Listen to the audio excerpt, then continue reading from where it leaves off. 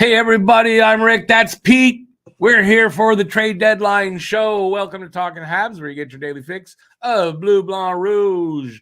Awesome. It's Trade Deadline time. We're about an hour away from the official end of the trade deadline. Trades will come in after that 3 o'clock, obviously, because they get to the office, the NHL office, and they're there, but they can't actually get it officially okayed, I guess. It takes an hour, 2 hours to, after. So we'll stay for an hour of that. And then after that, the only news I really have to share with you other than the trade news is that GM Kent Hughes of the Montreal Canadiens will be holding a press conference at 4 p.m. So they were going to hold it at 3. And I called up Kent and I said, can you do it at 4? Because I've got a show till 4. And he said, you know what, Rick? We're going to do that for you. And so that's what they're doing. So if only that were true, that would be nice. So today, so far, not a lot has happened because all the big stuff happened already pretty much, right? Wouldn't you agree? Oh, yeah, for sure. The only thing, there's still guys for the Habs that could move. So if that happens today, it's big news for us because we're Habs fans. But, I mean, in general, all the big trades happen. So, and that's the new trend, of the last, I don't know how many years now, that most of it happens before the deadline day. Yeah, not much happens at the last minute. I mean, I got a funny feeling that some stuff could go down today simply because of the way Toronto's loaded up and the way, Boston's loaded up. So Tampa, like you and I were talking about, Tampa could be on the hunt a little bit. Tampa, I think, is looking for Edmondson. They're interested. See, I think this is why Edmondson played last night. Not just because, he could play, but I mean, I think I heard from a good source reading it that Tampa was the team that was requiring Edmondson to play a game before they were interested, and they wouldn't be trading for him unless they saw him play. And I think he did well too. So I think they might be interested. Yeah. That's Matt asking me something. Oh, sorry. Did you get something? No. I'm going to check every kind of now and then. Yeah. So you might see me looking. I heard something there, and it's just they're just talking about Bonino going back to the Penguins. You guys might see us doing a lot of that, him looking and me looking, but that's because we're seeing what's going on, so we can report. Trying to stay on top of everything. Let's see who's here, and then we'll talk here in the chat, and if anything happens, we'll do that. If you want to talk about any of the trades that have happened, and I have a treat for you guys. At some point, I'm going to read my Trade Deadline 2023 poem, all 4 pages, 25 trades. Each trade has a verse, goes in order from what I thought was the first trade to significant one to start off everything. And it's the trades I thought were worth mentioning up until last night, because I don't think anything that happened since the Max Domi trade, was significant enough for me to write about. So there you go. Hope you'll enjoy that. That's what we're going to do. So let's see who's here. Hey, look, Pete, again, you're here in the chat. I don't know how you do that, man. No worries. Guru, hey, Guru, will Matheson be traded? I say no. I am going to literally be shocked. That didn't come out right. Like I had a tooth problem. I don't. But I'd be shocked if Matheson, right, Pete? What do you think? Yeah, I basically replied to Habs Guru. Did you? I didn't go that far. He says, he's still young and teachable, right? Like I said to Habs Guru.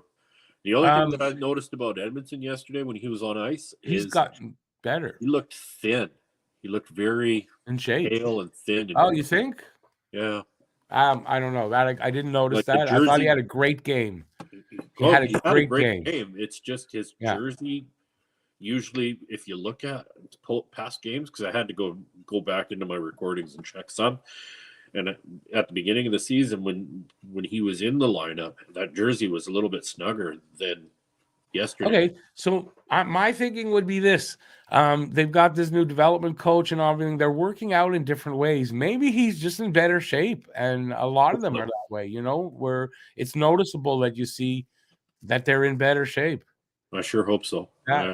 I haven't heard anything about him being sick or anything like that, but you never know, right? No, you But don't. he had such a good game last night that I doubt he was sick. I mean, no, he really had a good game last night. Well. He didn't even look rusty, to be honest with you. Yeah, no, I think he's good. And I haven't been able to watch a lot of it. Hey Grimes, how you doing, man? I'm hoping will be fun, anyways, just in case something doesn't happen. The deadline, I said, ends at 3. It was answered there for you. I'm just going through the comments. Let me get through. Last year, didn't Habs trade Lecky and Kulak in the last hour of the deadline? I'm not sure about the Kulak one, but yeah, those trades I think might have happened on the last day. Yeah, you might be right. I can't remember specifically, to be honest. Bubble Tea, how you doing, man? We got the Quebec player language problem solved. Who's that now? Allard. But that's no. I mean, if you're looking at that trade, that's definitely just for the Rocket. That's not. I don't expect to see Allard up here in the NHL. What Grimes says, I wonder if we got him so we get a spot for Edmondson if he gets traded. That we got who now? The Allard kid? Once again, it was for Schnarr and Laval. I don't think that's a significant trade. I really don't think that's a significant trade. So I think the only significant one right now for Montreal, obviously, is the Gurianov trade. We saw that it has already started to pay off. So we can talk about that. As a matter of fact, I would like to know from the people that are here, what do you think about that trade for Dadonov for Gurianov? I think my thing is Montreal won that trade right now, definitely, and I don't see how that changes in any way. No matter what Dadonov might do for the Stars, like leading up to the playoffs and in the playoffs, I think that Gurianov is going to perform. He's going to get re-signed he's an RFA, so they have to only qualify him at the very worst, right? But I think they're going to re-sign him to a few years. Term, I don't know exactly. Salary, I don't know exactly. But I kind of think at his age, he's 25, Gurianov could be here when Montreal starts to get good and makes the playoffs and be part of the early successful years of Montreal. And he might even make Anderson next year expendable because it's the same kind of type of guy that, just shoots left. And in the podcast, I was on Habs and Dabs before. I think it was Matt was saying having Gurianov and Caulfield on the same line with Suzuki kind of makes that line stronger because now you got two guys that can shoot. So it makes Caulfield that much more dangerous because you can't block off Gurianov. No. Because he could do it. So then now Caulfield's open more. If you try to shut down Gurianov, and that made so much sense to me so I think Guryanov's here as long as, he doesn't just, suck, in the first 2 games, he's definitely not doing that. So I think it was a really brilliant move as long as Guryanov lives up to it. I think he's got a lot of upside left and he's a goal scorer. He had 20 goals in the bubble year playoffs. That year he had some really good games and he had he showed a lot of promise. I think with the coaching of Marty St. Louis, a guy like that who didn't really blossom over in Dallas is going to blossom here. That's my thinking. I know Pete does want to have a lot because Pete's seen Guryanov a lot more than I ever have. So Pete, let's hear what I was just going to say, I was just going through Twitter here, and Eric Engels said that there's a compensation for taking 50% of Bonino's salary. Yeah, 5th round pick. Yeah, we got a 5th round pick. Okay, but it's a 5th round pick. Tony Sund from San Jose. No, okay, but of what year? This 2023 year? 2024. Yeah, okay. So I'm just saying it's a 5th round pick. I'm not getting overly excited. Oh no, but you can still get. They're building.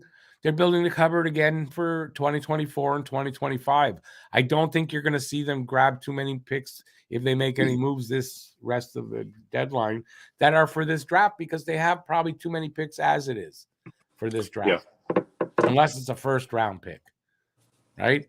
So yeah, so it makes a lot of sense. Let's look in the Are you done about Guryanov? I don't want to.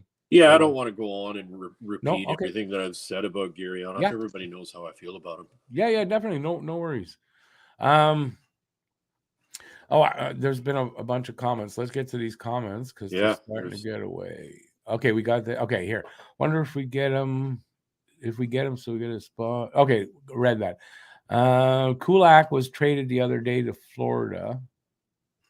Oh, did you know that? No, I don't remember that. I don't think so. I don't have that on my list. So, Guru, are you sure about that? Because I would have had that. From what I heard, Florida's not doing anything. They haven't done anything, and it looks like they're not going to be buyers. Bubble T says moving Dadonov was a miracle. And imagine they moved Dadonov and they got a guy that maybe is going to be a good to really good player here in Montreal. Yeah, 15 to 20 goals. 15 to 20 goals a year. Seems to me like when Hughes makes a move, it's like with precision. You know, he knows what the hell he's doing, and it's so far I like, if not every single move he's made, close. But someone check on this Kulak. Kulak wasn't traded. Ellen Keefe down at the bottom there says no, it's not Kulak. Yeah, it's Kulak wasn't traded. Yeah. Edmondson said he was 100% ready to play for the Sharks game. He said he doesn't want to go, but it's business. Yeah, I mean, Eddie doesn't want to leave, obviously. And well, who would want to leave? I mean, let's think about it. Look at the way the direction the team's taking. Right? Yeah, he doesn't. Nobody would want to leave that. But he knows it's business, and sometimes that's what happens. And I feel bad for him. I don't dislike Edmondson in any way, but he's right about it's business, and that's how you have to look at it. And unfortunately, he's going to pay the price between the three veteran players, in my opinion, right? Matheson, Savard, and Edmondson. I think you're keeping Matheson and Savard. I don't think there's much doubt in my mind about that. So, and if they can't move Eddie, that quite a bit more, the Matheson and Savard thing. I mean, you got a good mix there. I mean, most of Savard is defensive, but he does pop in a few goals there, and Matheson is all offensive. So you've got good range to mix with the rest of the defensive core to help teach those kids and bring them up. Right? Without a doubt. And I think also, if you're looking at Quebec-born players, right? You know what I like about it is it's two Quebec-born players, two local guys. Yep. One's French, one's English, and I think it's a great balance, and I think it's perfect. And not only that, they're not there because of that; they're there on their own, merit. And yeah, I really like it. And Savard, I know a lot of people are down on him. I think this year he turned my opinion around, and he's like another coach out there. And I like that fact. And they're not moving either of those two guys because it would be stupid. It would be stupid. Savard next year, different story. I think Savard next year gets moved because he'll be in the last year of a contract. And, but why move him ahead of that when he's he's not making too much money? He's on a decent contract. You've got the teachability with him. Yeah. He can be a good leader out there for the kids. Yep. That's another year under the belt for everybody involved. And then next year you can move him around the same time and get something for him, especially if he has a good bloody year. Yeah, I think you should get back to the comments here. I like what Grimes says a little bit further down. You read. Go ahead. Well, Grimes has got one. He's got Caulfield, Suzuki, Gurriana for the first line. Second line, he's got Slavkovsky, Doc Anderson. Would be a great top six for the next year, in my opinion, and I agree with him. That would be that second line. Slavkovsky, Doc Anderson, that's huge. It's huge. Imagine 4 right across, all over 200 pounds. 6'4". Yeah. Jesus. It's That's a a wow. A wow. That'd be like the Legion of Go Doom Cross. line. Remember Leclerc? Who Yeah. was that? Leclerc. I don't remember all the guys on the Legion of Doom line anymore. No, me neither. Oh, Lindros and Renberg. Michael Renberg. Yeah, something like that, wasn't it? I think it's Michael Renberg. Yeah. It'd be a repeat of that kind of thing. Yeah. Oh, yeah. No, that's a huge line. And, you know, if you keep them together, like Andy, you know, could stay here for his whole contract. Yeah. I could see that because of his leadership ability, his love of being here. It's clear that Anderson wants to be here. He don't want to be anywhere else, and he wants to be here. And that's a big thing. That, yeah, can grow into like a really solid second line. Can you imagine the punishment there? Oh my God. Yeah, I know. I really think that's a nice line. I like that. And I really do think that when they made this move for Gurianov, the fact that you didn't see any draft picks coming Montreal's way was because he's an RFA and they're going to keep him and re-sign him. He's young. What does he do when he's here? So he's young and he's got an upside. He's got more upside than downside. Yeah. Definitely got a lot more upside than downside. So yeah. You can't teach speed. You can teach fundamentals, but you cannot teach speed.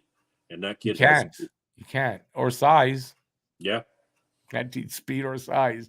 And you know what? He's got a hell of a shot. That was one hell of a shot last night to score that goal.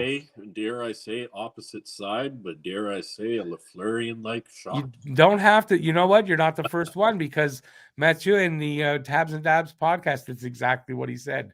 Oh, It really? reminded him. It was either that or Blaine, but I think it was Matt. He said exactly that. It was just like Guy Lafleur, but on the opposite side. Yeah. That's what I said. I think, what? He either makes Anderson you're able to trade him, or you've got these two wingers like that. That's an amazing thing to have. So, and one down each side, really. Yeah. Although I think they're both right wing. I'm not sure what Guryanov's official I can't remember. I had it written down. I think I threw out the paperwork. But anyways, Anderson plays one wing and or the other, doesn't matter. And I'm sure Guryanov can too.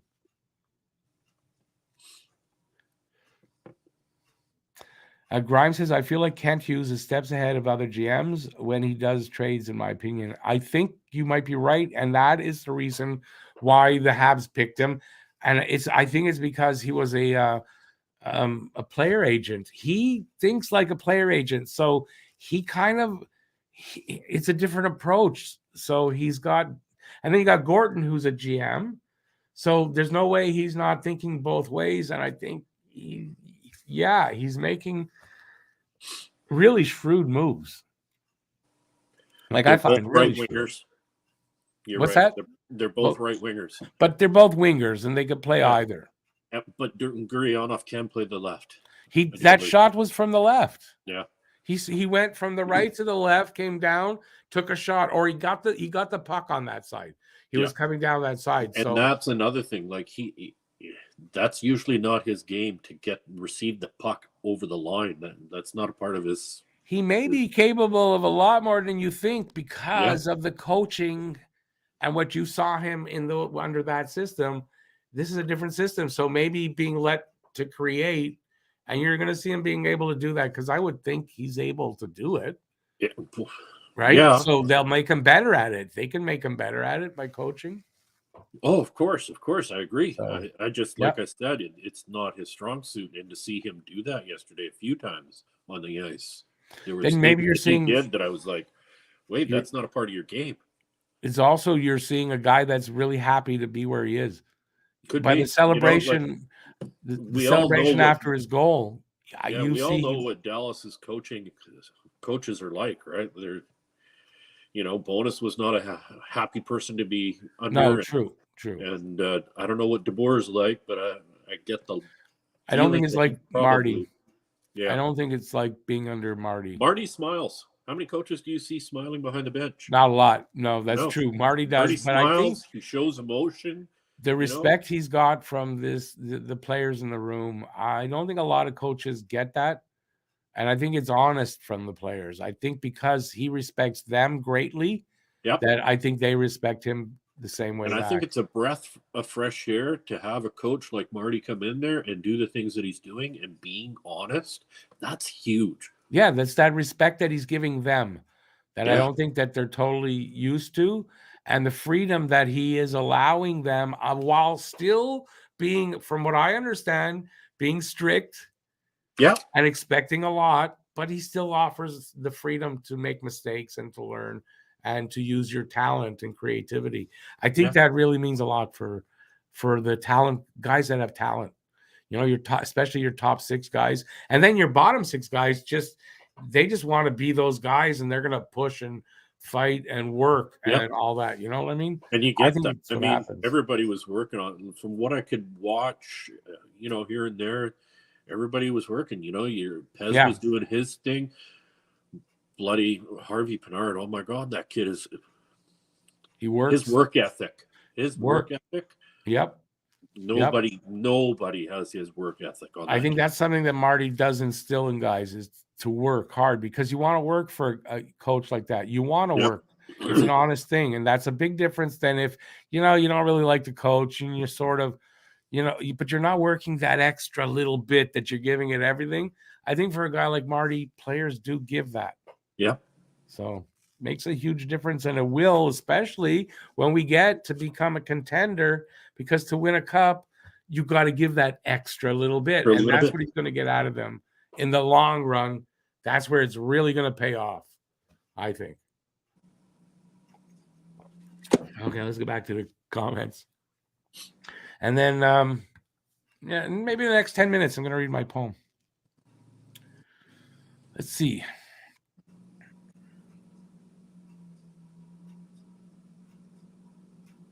That Grimes says, he's not going to lie, I was watching Guryanov. I was trying to remember who we got for him. Yeah, it makes Dadonov really forgettable. Matheson and Savard have been great this year trading-wise. Edmondson is the easiest. We could at least get a first round if we retain his 2-year contract.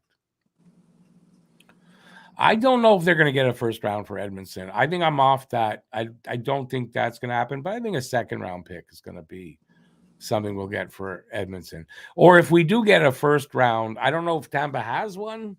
If he goes to Tampa, so I don't know, but it would be really late anyway, right? I could see Edmondson going to Tampa for a second or third round pick and a prospect. And maybe a second and third instead of a first, something like that. Well, but I don't think we're going to get a first for him. No first, but maybe a prospect. I kind of think Andy's probably the only one we'd get a first for, because that is the ask with a little more. So the team is willing to pay that extra that Montreal's asking, which might go up. The asking price for Anderson is probably very, very steep, and that's why we haven't seen him moved, nor will we probably see him moved. And might go up as the closer you get to 3 p.m. because we're almost there. Like 37 minutes pointed out in that lineup, Jesus Christ, you don't think that's gone through the minds of the Habs management? Keep him around for another year? Oh, yeah. Right? Oh, yeah. So, I don't know. I don't know if I see Andy going anywhere now. Still no big pick yet. And my order is still not delivered. Grant McCagg is saying, did Kent Hughes leave his phone on the charger at home again? No, I think I think it's between that. There's either not very much interest that we even think, or he's keeping to his asking price. Yep. He's not gonna bend when he probably has the leverage. Why would he bend at this point?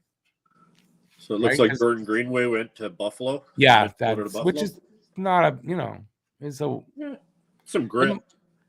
But I don't find that to be a huge deal. That's why I didn't say anything. I just checked. I didn't say anything. All right, let's hey Mike Jones, how you doing? We're both really good, Ben. We're both really good. I hope you are as well. Legion of Doom minus the concussions for your Yeah, with I saw that that. line.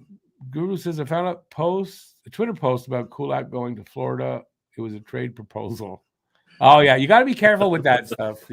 I've gotten caught many times from Twitter stuff, so I'm very careful when I see something. Grimes, one thing I love about Marty is that you still see the player in him, his competitiveness, his IQ, his honesty. We got a good one, and he's only going to get better as the Habs get bigger. Absolutely, I agree with that. I really do. And I Yep. think that's what the players see, right? It's not like they're dealing with a boss, which they know they are, but he's more like still one of them, yet having the authority. And that's not an easy thing to do, is to be able to command authority of these guys, yet have them feel like you're just one of them and they're going to respond to you and react to you that way. And I think that's something that it's got to be hard to do. So an hour ago, Arpin Basu just said that the Canadians inform us that Frederick Allard is heading to the Laval to join Yeah, the Rocket. I told you. So the dot connecting for possible Edmondson trade link just got snuffed out. But I knew that the Edmonton trade thing was over when they got Ekholm. They got, I think. No, Edmondson. I know, but yes, 2 days ago they got Ekholm from Nashville. I knew that it was over then for Edmonton. Anything that can make Tampa better to hand the Laughs another first round exit? That's another good point. David says keep Edmondson.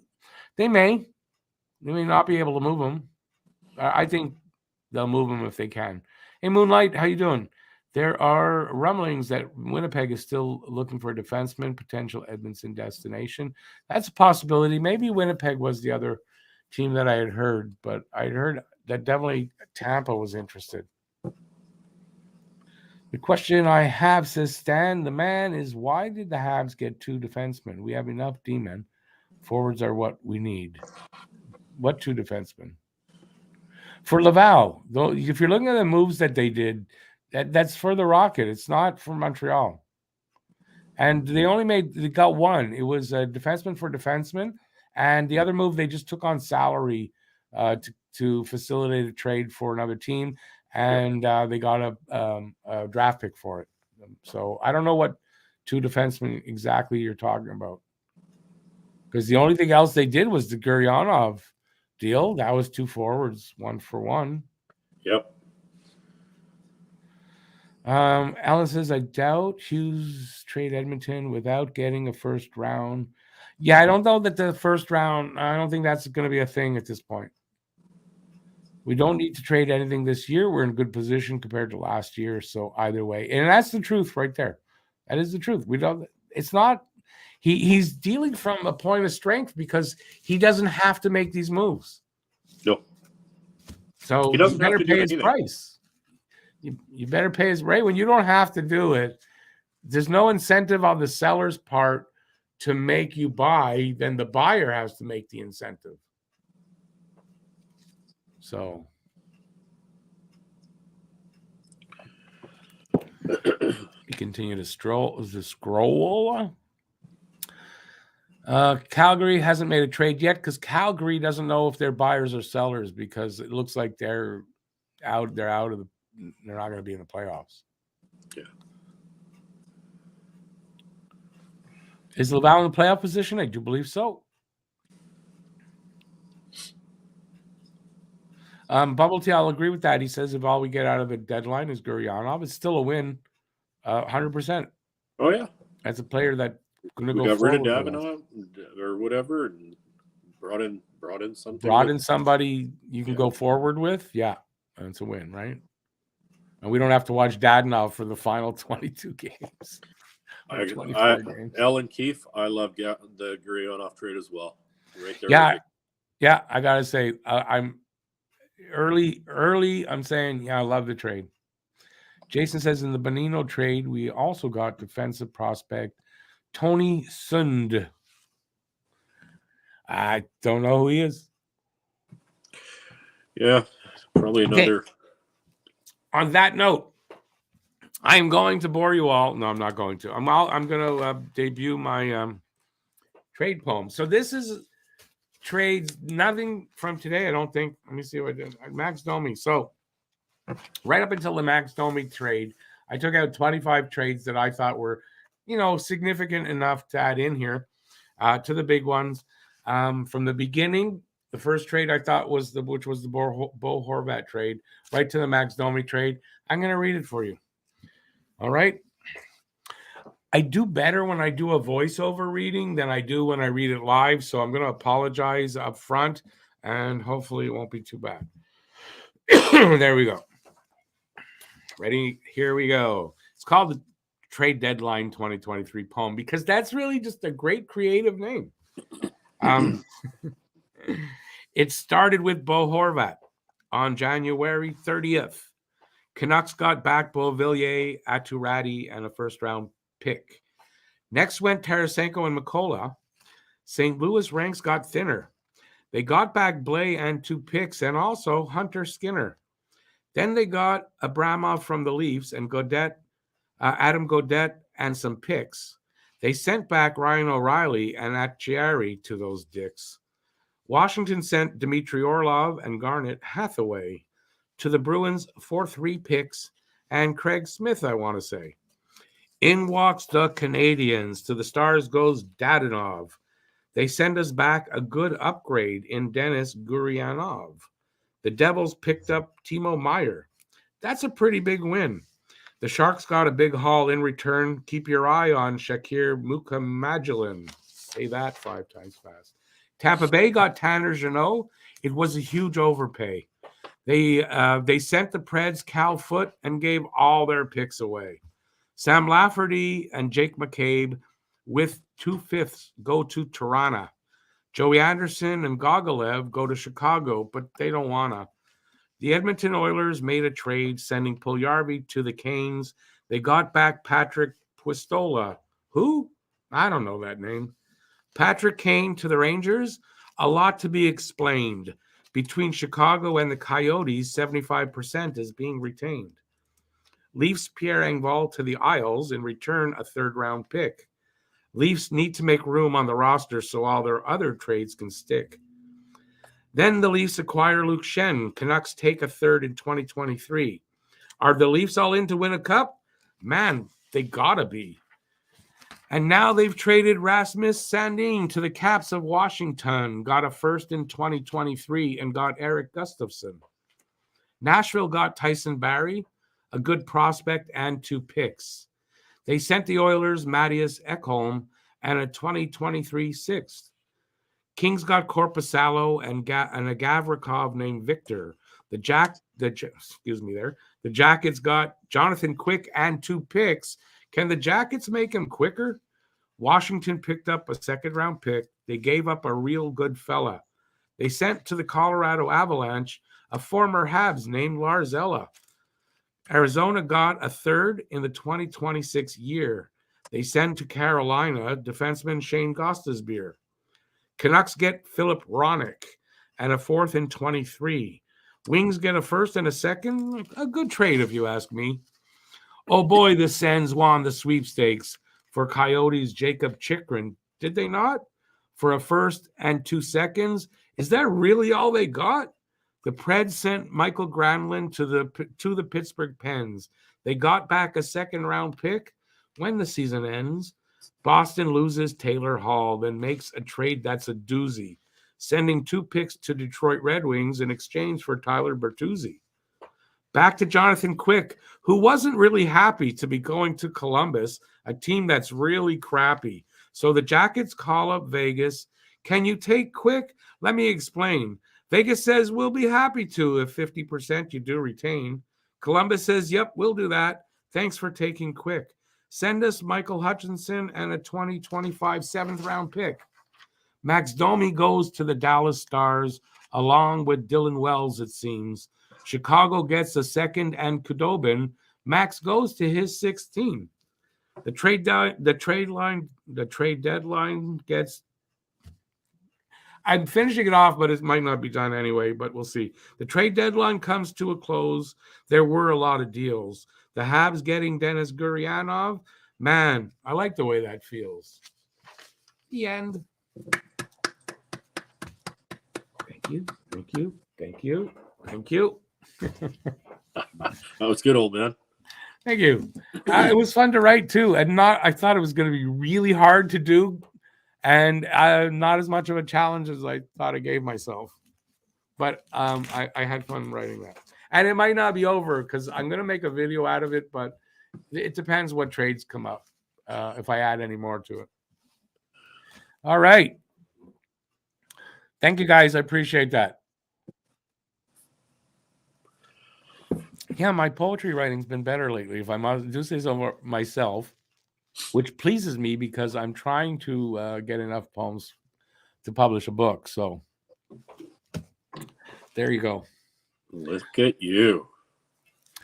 All right, back to the chat there, because enough about me. No, never enough about me. Fucking ego, man. Oops, I swore. Let's kick back and listen to this now. The ego. Yeah, the ego. Grimes says Arizona got too cocky and greedy, and that's what happens. Habs could have gone for Chychrun, and we could have given the Florida first pick. I wouldn't have minded. You know, my only concern about picking up Chychrun and giving a lot for him is he has trouble staying off the injury list. That's my only problem. And I don't think we're ready, although he's young enough. So I guess he was young enough. I think he's 24. So I think we want to shy away from players that find themselves on the injured reserve list. Yeah, I think, if you have such a track record with that and you're only 24, like what's that going to mean when you get older? Exactly. And you're going to invest a lot in this kid. And, I'm not so I don't mind considering what we've got on defense. It doesn't bother me as much as you might think. It just means that, Senators got better when he's healthy. Yeah, but how long? I mean, he's been playing for Arizona, right? Not a lot of abuse goes on there. Not a lot of, it's just a pardon the comment, but it's just a dirtbag team. So there's not a lot of toughness there. He doesn't have to do a lot. He's going to a team where he's going to have to step it up. He's going to have to grind for 82 days. Yeah, no, you're right. You're right. So let's see what happens there. He's gonna need that toughness to step up, and I don't think he can do it for an 82 game season. Yeah, I mean, it's definitely a prove me type of thing for him because he's gonna have to prove that he can, grind out a whole season.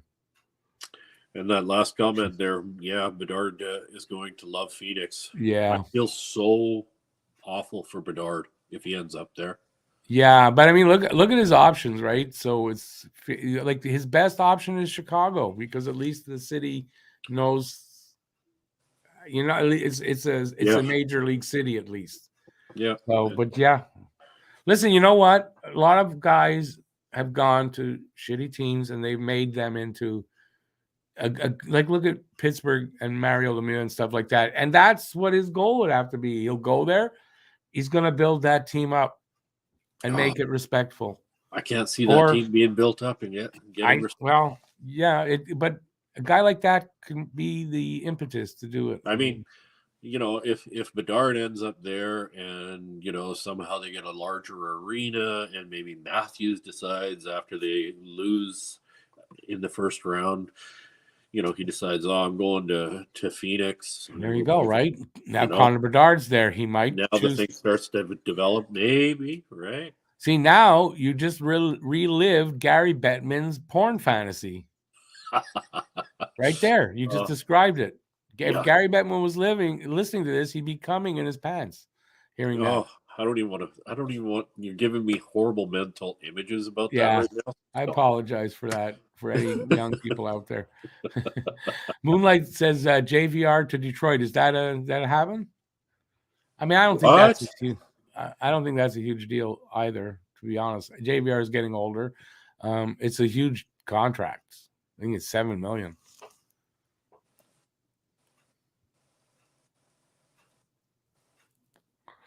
Bedard would be going from one junior rink to another. That's all. I saw. I don't know what if it was a. It was like a video somebody put up of it's Bedard arriving in Phoenix outside the arena, and it shows a guy looking out a big window, right? He's looking, and it goes then behind him, and he's looking at a Dollarama. Oh my God! I think that's pretty accurate, right? Lucas is going to be sitting in traffic. Awesome, Lucas. Isn't that fun? I haven't had to sit in traffic since I don't know when, except maybe on a bus, but then I'm not driving, so it doesn't matter. And I don't miss that at all. That's why I moved back Freaking to the hated island. I used to traffic. live in Vancouver. I used to live in Mission and commuted into Vancouver. It Uh, would take about an hour and a half, hour and 3/4 to get to work, and then about 2.5 to get home. yeah, no, that's not And I me. That's said, not worth it. I I'm made done a with living this. driving, so like traffic is like was the bane of my existence for so long. I don't envy you, Lucas. And we got to get together soon, to make. We'll do it on a weekend when the weather's a little nicer and I can use my scooter. We'll get together. I got your stuff for you. I looked at the healthy Ottawa roster, and they're genuinely looking like a solid playoff team. If they can make the playoffs, you know what? They can. Here's something. They can make the playoffs and actually disturb the fact that we don't think the Leafs could advance, because they could get in there and take out a Boston Bruins by surprise. Yeah, And if that happens, that clears a road for a team like the Leafs to get in there. true. So, yeah, so worry Elliot about that. Friedman says pending physical and trade call for the JVR to Detroit thing. Say that again. The JVR thing to Detroit, it's pending a physical and a trade call. So it's a conditional trade. That's nothing to write home about right now. But I was just wondering what Philadelphia was going to do, because I like Provorov and JVR a little bit. Moonlight makes a great point, though. Detroit's a confusing team. Why would they be buyers and get JVR? How close do they think they are? Unless they're pulling something else off. I mean, JVR and then package them up with something else to get a bunch of draft picks or something. I don't know. Or they got JVR on his way to the rink. One of the other players is going to break his leg. He's going to go on LTIR, and they're going to get the money. Yeah. No. The next Goon movie, though. Yeah, it is confusing. But who knows what's in the mind of the GMs, because you don't know what their plans are, and they're playing a game of chess, and you don't know what moves are in their heads exactly. So it might look confusing to us, but we don't know all the inner workings of what they do. To be very honest, and I think that's what a lot of fans don't understand is we see one thing from here. It looks one way, but it doesn't mean these guys didn't do anything. They could have been working their asses off for 3 weeks to make deals that just don't happen because it's not always their fault, Exactly. And I don't think sometimes fans understand that. And it looks like Buffalo is acquiring Austin Strand for Chase Prisky. Again, nothing. Not a big deal. Major there, which I think today is pretty much going to be full of just those kind of deals. Because honestly, I don't know who's out there that's big enough to make a splash like that now. No. Guru, when we're talking about Ottawa getting in, just like the Habs being the 8th seed in 2021 and making the finals. Shift disturbers. You can write that. Shit disturbers. I can say it. You can write it. Although maybe not. Maybe in the chat you can't because it pulls it. That's true. Might be more. No, because I think I led the chat off with, is this going to be a shit show? Oh, you did. That's true. But you never know with the filter they have there. After the deadline, no. Trades can be done. The traded players cannot play in the playoffs in postseason after the deadline. Anybody traded after the deadline cannot play for that team in the postseason. So that's the rule. So, but trades can still be done.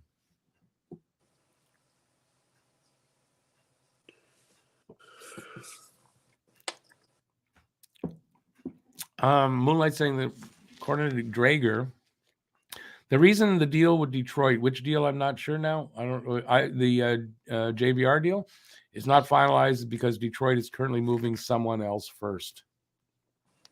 Yeah, listen, you got to, especially if I'm right, and it's an LTIR thing, but I think Bettman said you can't do that.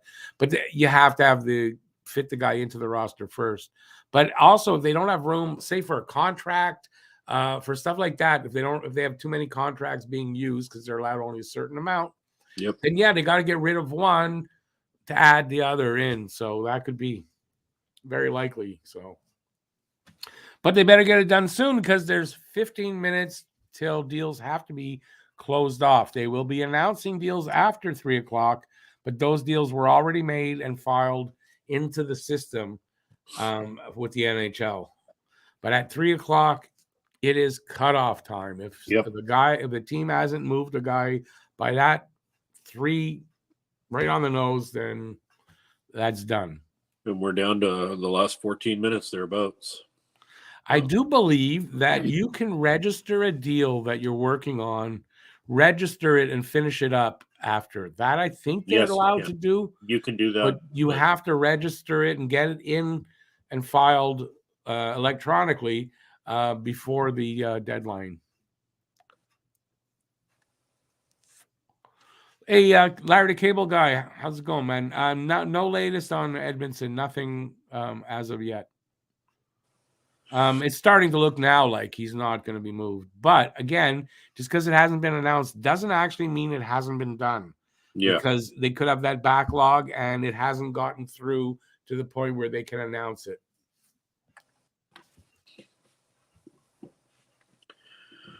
And I'm okay if we keep Edmondson. Well, okay if we don't do anything, like it's. They could move him at the deadline, not the draft. Yep. He could be moved at the draft. He could be moved in the off season, and maybe they have to do this again next season and move him at the next deadline. Which is they don't move him this one, or at any of the other times I just mentioned. That's what's going to happen. The only guy that I'm kind of concerned about keeping on the roster or getting rid of is Monahan. It's so hard to know if he's going to stay healthy or if he's going to be, because he's got so much potential to give us. It's hard to know if he's even part of, if he's here in Montreal, who knows where the hell he is? They won't talk about him. He hasn't made an appearance, and we don't know. I don't even see, I haven't seen hide nor hair of him up in the press box or anything. Like maybe we're gonna see like a Weekend at Bernie's type thing where they're gonna put out a video of Monahan and he's gonna because they killed him. Like, who knows? Yeah, he'd be holding a stick and somebody behind him pulling his arms back. That'd be funny. Monahan in a Habs sweater holding a beer. Better be a fucking Molson Canadian. Oops, I said the F word. Better be a Molson Canadian or a Molson product. Yeah, that's right. Grimes says, Rick, just curious, but do you think that if we had Kachuk and Sergachev, we would have won against Bolts? You know what? I'd rather not go back to that. Why bother? Speculation. Change anything. We didn't have them. And we didn't win against the Bolts, and that's all there is to it. And can't live it over. Sergachev has always been a Canadiens killer since we. And also, no matter what I say, doesn't mean that's what would happen. And so, yeah, I tend not to live looking back at those things. Like I'd rather not. It's too painful. Moonlight says now insiders are reporting that JVR is not even being traded to the Wings. Yeah, that's, confusion in the chaos in the last hour of trade deadline. Yep. It happens. Larry says, hey, Peter, first time I've seen you on here. How much value does some of these guys remaining? How much value do some of these guys, I guess, have remaining that are remaining, Rick and Peter? Not a lot. If you talk about Habs guys, no, not a lot, I don't think. That's why they didn't get moved. Injuries fucked us up. Screwed us up. Yeah, the injuries. There's just. Okay, so Matt just texted me, keeping an eye on Edmondson to Tampa right now. Things picking up steam. That's what he says. Huh. I'm gonna tell him keep me posted. And Larry, yeah, I just pop in every now and again with Rick. Might be popping in more often. And as for value, for the rest of the guys, like, are you talking on the Habs or in the league in general? Because there is value out there. It's just who's willing to pay what for what you want to trade away.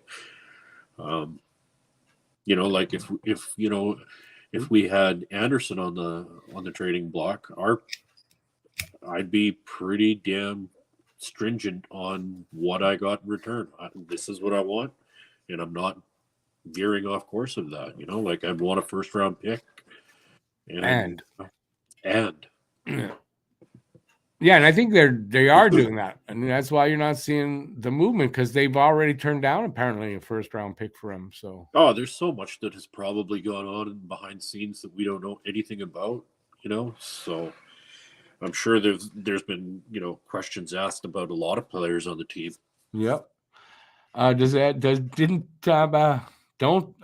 have anything left to give? I don't know what Tampa's got left. They gave a shitload of picks to Nashville for Jeannot. So I don't know. Larry, JVR's James Van Riemsdyk.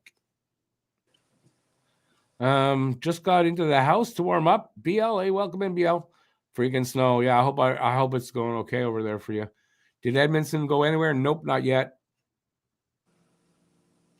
No goal. Leafs, no goalie yet. No. Leafs, no. I mean, they haven't done anything since that last batch of trades. So I guess nobody wants to give him a goalie. Good for all the other teams not giving him a goalie. That's the only thing they're missing. Fuck the Leafs. Oops, I swore. Bloody Leafs. No, worse than that. Well, I'm trying to keep okay, I just thought Matt, if he wasn't working.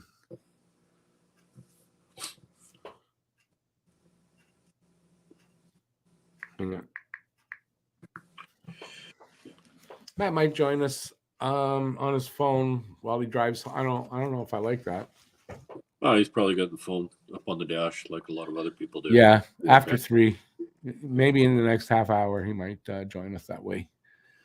So as it's calmed down there, anything, it doesn't seem like it's going to be a very exciting draft. Which is disappointing, but at the same time, it's kind of, I'm kind of comfortable. It may be disappointing, but it's not a surprise because it's been it's kind of normal the last bunch of years. But then you watch, I mean, it's the last, what do we got, 7 minutes, 36 seconds? You watch something. Well, we literally have the next, I think over the next 2 to 3 hours, it's a possibility you'll hear trades announced because of the backlog.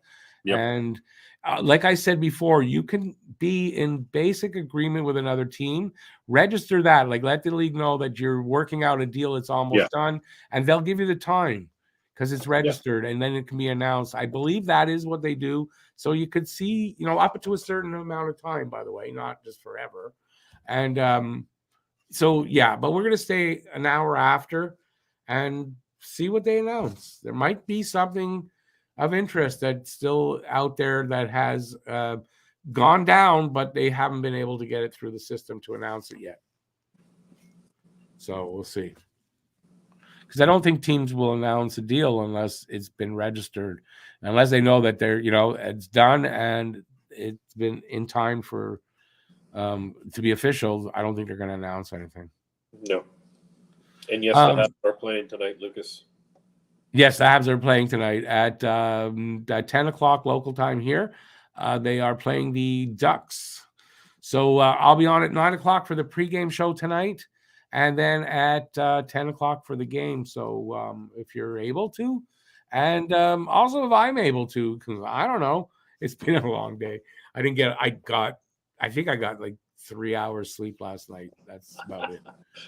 I was up at Considering. 4:08 this morning. Eyes Well, opened up. I was like, oh, really? Okay.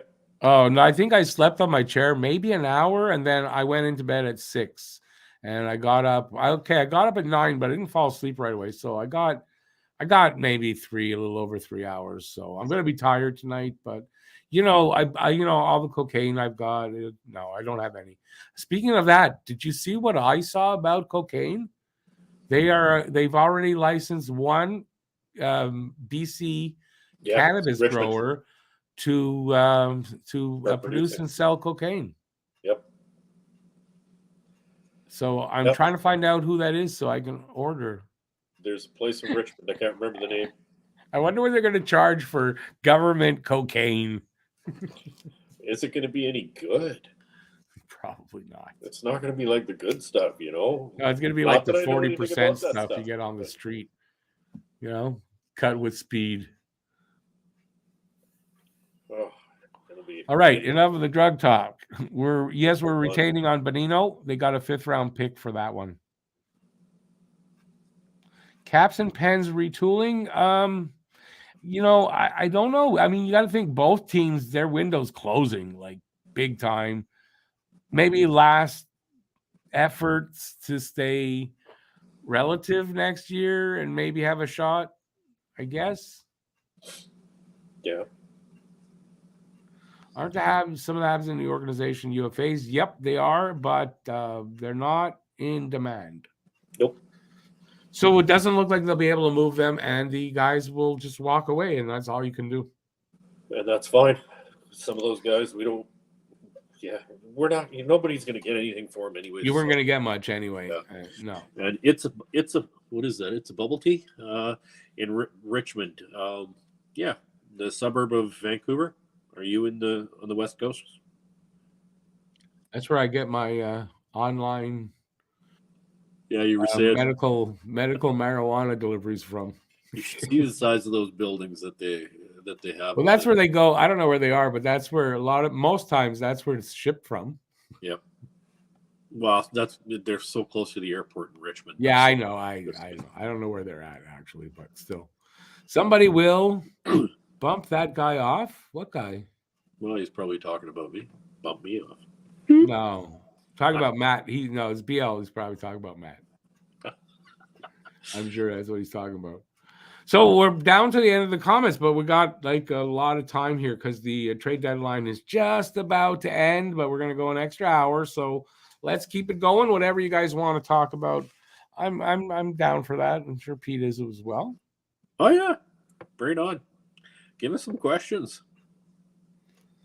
Bubble tea. It's not the city that's doing it. It's somebody that's using the post office there. I don't know. I have no idea. I just know I order online. That's all I know. Oh, the one legal, someone will bump that guy off. Yeah. No, what you know what it'll do though? People will go out and get the legal stuff and go, this is garbage, and the dealer on the street will get more sales. Exactly. That's what'll happen. Because the dealer on the street will have to It'll be better. It up. Make it better. It'll just be better, and price will be better too. Oh yeah. Anyway, I just thought it was interesting. All right, so let's talk about stuff that's not drugs, and we can talk hockey or sports related at least would be nice. Yeah, let's keep it as we wait and see what comes out. And I've got to see if my personal deliveries have come in, because I'm getting 2 Amazon deliveries like while we talk here at some point. Larry, my luck, it'll come in while. Okay, they just did. Look, they just pushed one of them back. Nice. A little later in the day. That's perfect. There you go. I got to go check out my other one while we're talking. No, so listen. Listen. Whatever you want to talk about. Everybody in the chat, whatever you want to talk about. And give a thumbs up while you're, if you're about to leave, please give a thumbs up on the way out. Really appreciate that. And if you're just enjoying the chat, I'd also appreciate that. Would be nice. Larry brings up a good point there. Read it out. when our UFAs move on, who do you think will take their place in the lineup? And I like that idea that you're kind of flirting with there. It's going to create a lot of people working hard next off season or this coming off season. Sorry, and it's going to create a lot of competition come training camp. Everybody's going to be busting It'll ensure a spot for Harvey Pinard. It'll be there'll be a spot that Ullinen will compete for, and guys like that. That some of the guys that were, like Hudson, like guys like that. You never know. Owen Beck, you never know. Owen Beck might stick after next camp. So it opens up spots like that on the team, and that's so they're not bringing any of these guys back, and even Sean Monahan. I don't think are they going to re-sign Sean Monahan for good money for a guy that can't stay in the lineup and who's almost 30 when we know that 30-year-old forwards start to decline and defensemen go longer, and it's defensemen that you can keep around for 35, 36. Forwards kind of when they hit 30, you're really kind of looking to start moving them. Exactly. So, you mentioned a few names there, but don't forget, you still got Joshua Waugh, Riley Kidney. There's a lot of guys down that you got. Yeah, I didn't mention them all. I know I didn't mention. Sean Farrell is supposed to hit the team at the end by the end of the season. Yeah. So, yeah, there's lots of options. We got a lot of depth, and we need to start getting that depth coming up because. Well, they're ready to start graduating and start hitting the NHL and stuff like that. And you want them to get the experience they need. And we have a lot of guys, so there's room to have guys come in and go back down. Another guy comes in for a bit, and there's open spots that are going to be available, like for Raphael Harvey Pinard to stay and not go back to Laval, which I'm quite sure he's not going to do. I don't think he's going anywhere, Rick. He's not going back to Laval. He's played himself into a position. I'm not saying he's going to be a top 6 guy for sure, but somebody was talking about him, and I think it's accurate. He's the kind of guy, he'll have a permanent spot, and he'll play anywhere from line 3 down to line 1, back up to line 3. And then you see that they were going with 11 forwards last night. Who was centering the fourth line when the fourth line was out? Harvey Pinard. Yeah. So very like he replaces Gallagher and Byron in that he plays like Gallagher, and he's also that Swiss Army knife like Byron was.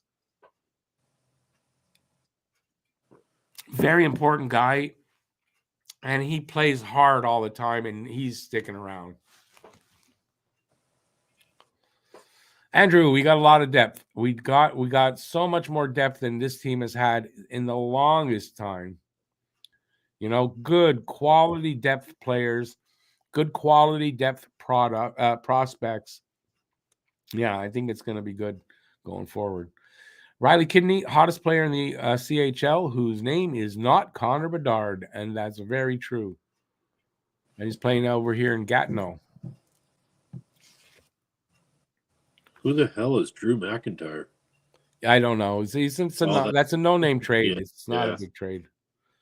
Lundstein. What's that, Lundstein? About 5 or 6 UFAs equal 21 million.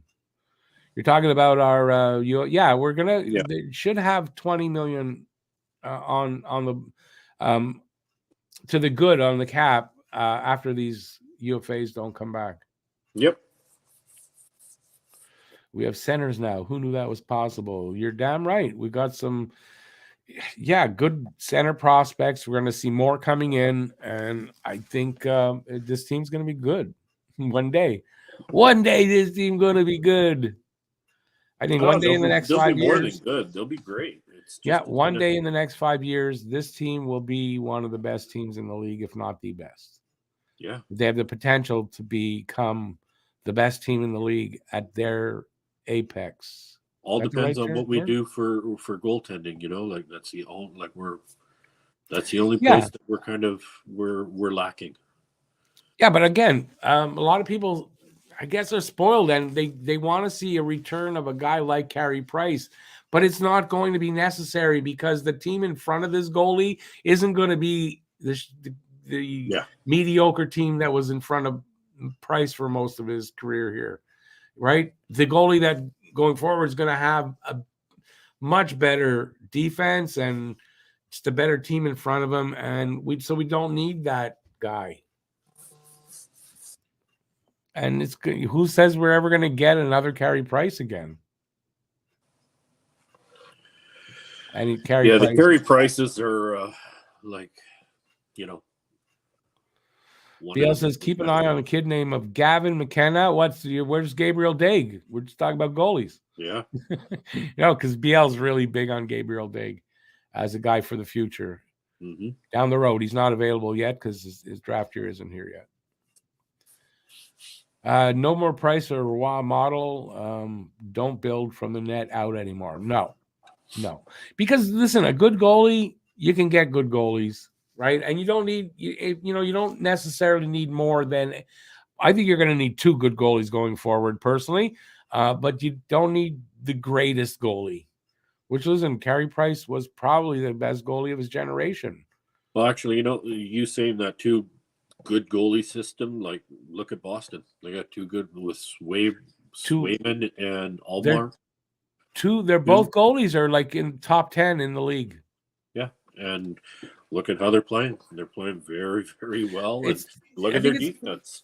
I think it's the model of the future with the goalies is not to have that dominating number 1 guy. Some teams will have it because there's going to be goalies that are that. But in general, you're going to have 2 really good goalies splitting duty, and whoever's the hottest. And when you go to the playoffs, it's whoever's hottest. And when one guy has a bad game, you bring in the other guy and go there and go from there. And they just split.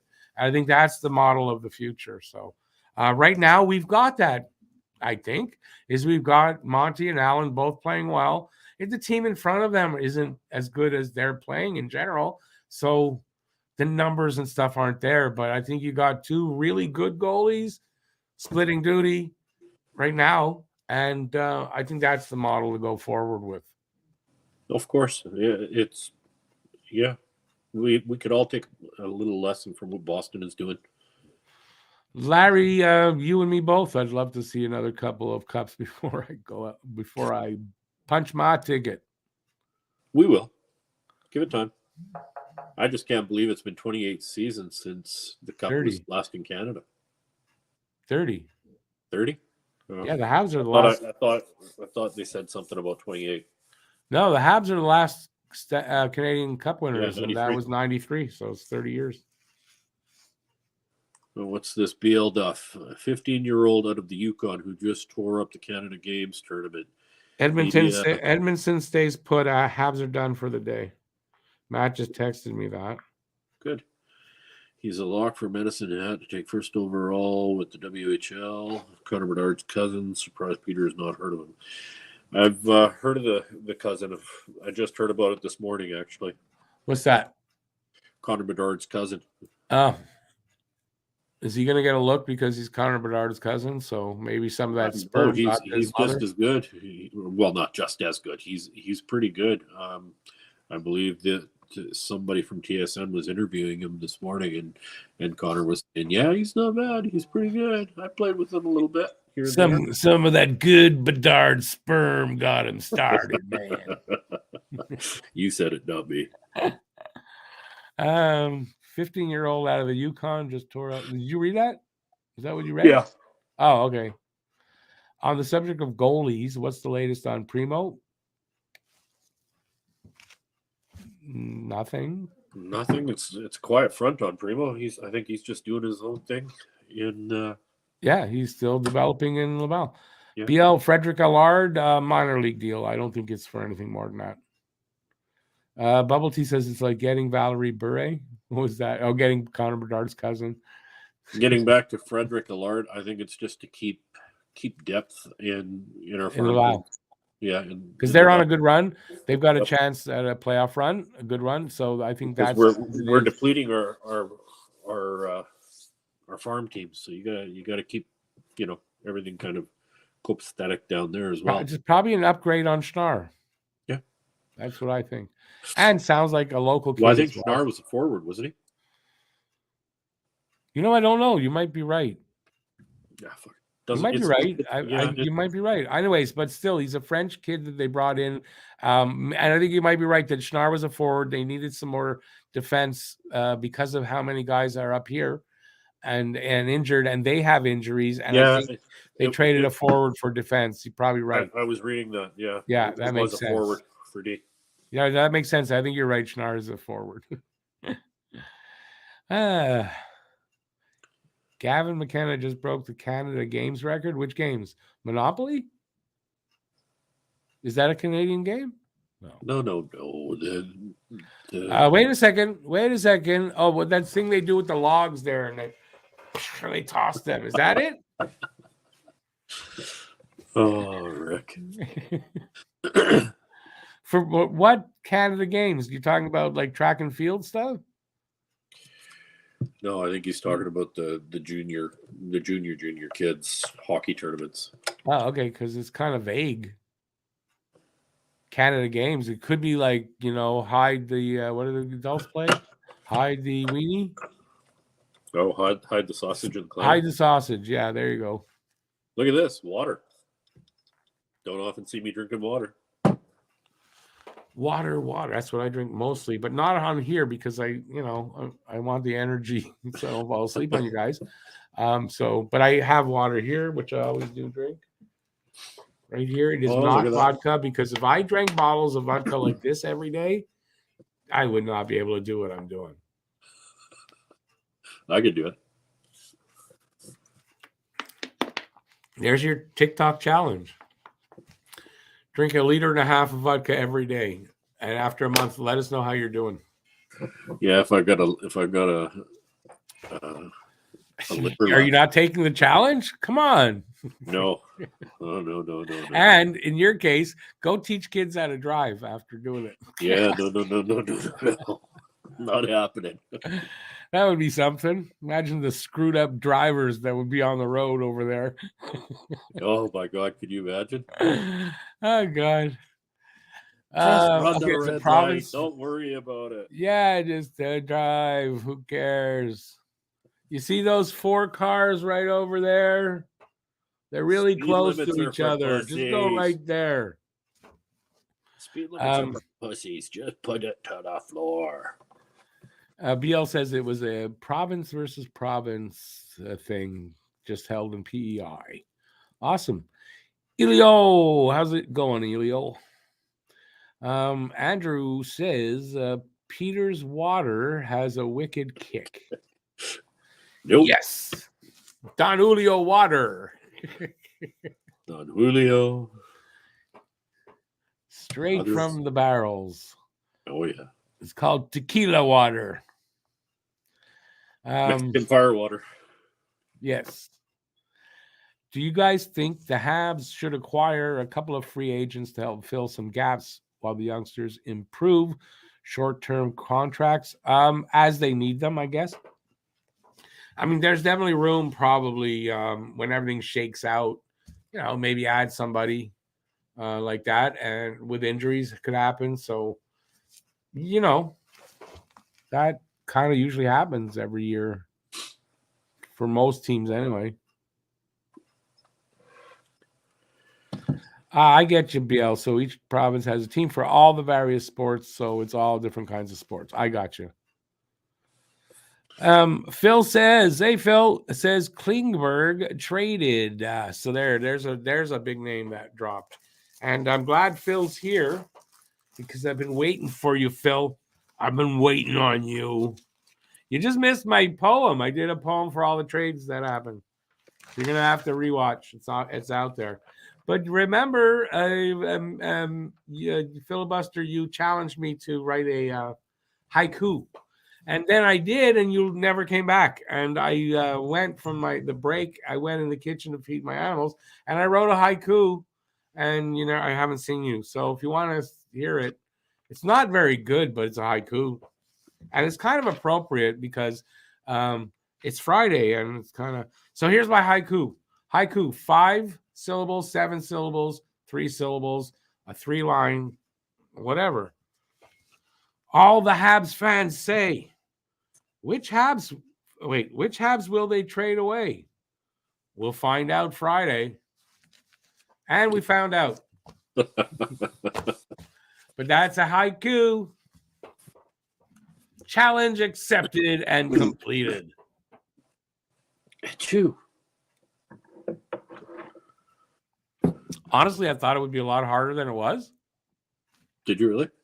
I've always been not afraid, but I never tried to write a haiku. Just always thought it was that's too hard. Well, it's just you got such a creative mind with words there. You're doing pretty good. So. Well, he challenged me, and then my brain went to work. And even though I didn't really want to, I couldn't. That's all I could think about until I did one, and I did it. So my new challenge, by the way, Phil, next is a haiku poem. I don't know how many, but now I'm challenged in my brain to write a haiku poem. Thank you. I just really wanted to say thank you for that hard challenge. No, I mean, I like to challenge myself. It's part of the ADHD. We like those kind of challenges. We do. I do. I like it, and I'm going to probably do that. Anyway. Now, it's a shitty haiku, but it's a haiku. The more I do them, the better they'll get. He says, Drouin traded in his old car for a pickup.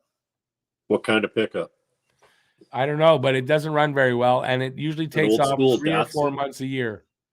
An old school Datsun that's all rusted out? Yeah, and it takes 3 or 4 months a year off. And usually at the worst time of the year. So winter. Yeah. Limerick. What's why you say Limerick? They're BC Richard. Oh, I did the go look at not the last. I don't know if it's the last video I put out as a video, second to last. It's called The Story of Rick. That's a Limerick poem right there. And it could use the views because it doesn't have very many. All the Habs Twitter demanding Kent Hughes be fired, and that's I knew that would happen, that he's not made for the job. I truly hate this fan base sometimes. Yeah. Idiots are going to idiot. What are you going to do? I'm glad that they stayed pat. I'm glad they didn't do anything. I'm glad they stuck to their guns because you know what? Come next year and come trade the draft, people are going to know, hey, if you want to make a deal with Montreal, you're going to have to put up. Yep. No, it's not going to be just a walk in the park. So the Richies were traded. Can't be pushed around anymore. No. Our GM is not going to. You're not going to take advantage of him. No. So yeah, I'm not disappointed. I mean, in a way, yes, no, but I'm not overall. I'm not disappointed that Eddie didn't move. I know Eddie's very happy about it, and apparently, as far as leadership in the room, he's a big part of that locker room. Players really like and respect him, and it's not a bad thing that way at all. So. And he's here for another season, more than likely, unless they move him at the draft or in the off season. That's still a possibility. But for him, I'm glad, he expressed how tough it was this time of year for him, knowing that, he could be traded. So, yeah. That's one thing that as fans, we never put ourselves in their position. We never think about it from their perspective.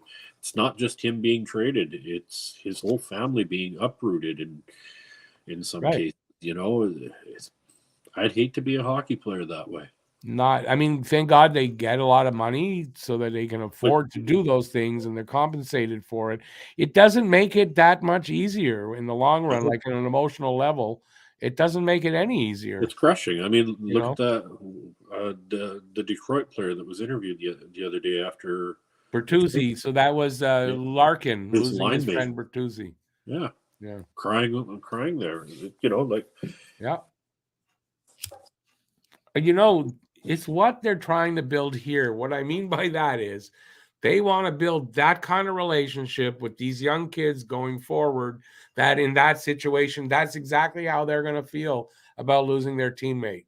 Exactly. Right? So they're trying to build a family /team. Yep. That's It's hard to build. It's a lot of work to do it, but it's hard. And then when you have to move one of them, it's hard. And believe me, it's hard for the GM and the and Gordon too, because they have a personal relationship with these guys. You know, it's not like they're totally standoffish like it used to be in the old days, right? Yeah. It's not like that anymore because you can't do that with the players today. You have to be more in there. If you want to talk to the general manager, it's a bloody open door, right? How often do you hear things like that? Yeah, now they have to be more because these guys, you got to coddle the kids a little bit. Yeah. Well, I wouldn't say coddling them so much. It's just having communication with them, being human. Have to be, yeah. That's really important, and because it's not to get into this generational thing, but the younger generation, they kind of you got to really let them know explicitly what you want, or they tend to not fully understand. And I say that about my kids. It's the same thing. And I'm going to say this about myself because I'm kind of like that. If, you kind of got to really explain it to me right, or I'm probably going to say like, yeah, I'm not really sure, and I'll do it wrong. I have to admit, I'm like that. I know that's the totally get that. I've got twin girls, 18-year-old girls, and I have to explain it to them from A through to Z. I can't start at D and go to F. It's got to be from A to Z. So. I'll make decisions and do things sometimes when I'm not exactly sure, and I'll try. But the thing is, I'll question till I'm satisfied that I've understood, and I'll question things a lot, even though you might think it's stupid questions, but for me, they're important. Anyways, enough about me. Never enough about me. Larry says Gordon and Hughes and St. Louis have done a great job so far. Glad they're staying on track with the rebuild. And that's the important thing, right? Staying on track once you started this. I think that's a big thing, is that you got to feel confident that the rebuild will be successful, because these guys aren't going to be all over the place and changing. They got their idea. They're going to see it through. Yeah. I like that. And it's not like they're not qualified. They're qualified people, and they're doing good work. And they're more than qualified. Look at their track record. Yep. Look at Hughes' track record with contracts, for crying out loud. Some of the work that he's done with contracts. Yep. Oh, yeah. And he's not only made shrewd deals you could say that's a steal that he did. He did that for players and signing contracts. Exactly. If you look back at some of the deals, I read some of it when he got hired, so I did some research. And like, you look at the deal and go, how did he get that for this guy? He just stole the pants off the GMs. Now he's a GM, and he's going to do that to the agents because he knows how they think better than a lot of GMs do. It's like I said to you before, the management staff that we have is extremely cerebral. They're smart, knowledgeable, intelligent. Same thing, but they know how to. I'm not going to say manipulate people, but they know how to work it. I don't know. Yep. I don't know what I'm looking for as far as a word, but they'll take advantage of people.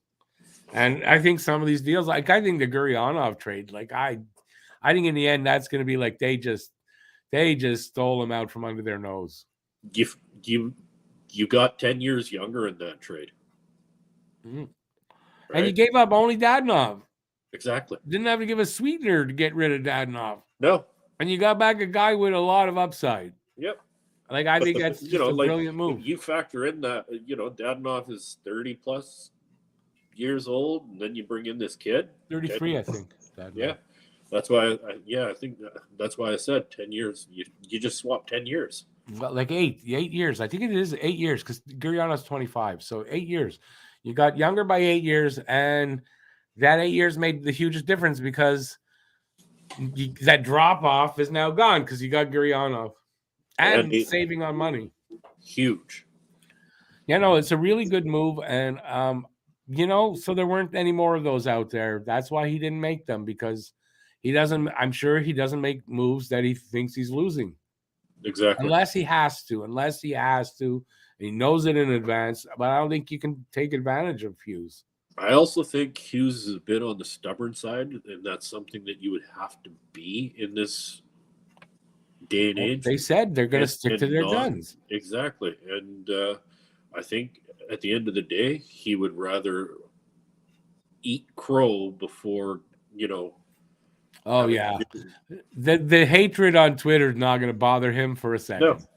No. And like trying to ship off Hoffman. Okay, well, if I'm not going to get anything for Hoffman, I'll let him walk. Same thing for Druin. If I'm not going to get anything for him, I'll let him walk. I don't care. Because it's the same thing. Exactly. And they were probably asked to give up a sweetener for the teams to take them. Yeah, so why and take a why loss would I do that? To get rid of your shit? Yeah. Why bother? Mid-April, they're gone. Yeah. Mid-April, they're gone for nothing. Why am I going to give something up to get rid of them? Exactly. That's what I was trying to get out. Yeah. But it is mind working very good sometimes. Getting high off your fumes. You know what I'm interested to have seen, though? Here's an interesting one, because everybody's hot shit about Pierre-Luc Dubois. There was big rumors about him being moved, and he didn't get moved. No, he didn't. Now, I guess that's because they probably are, they're thinking it's a playoff run.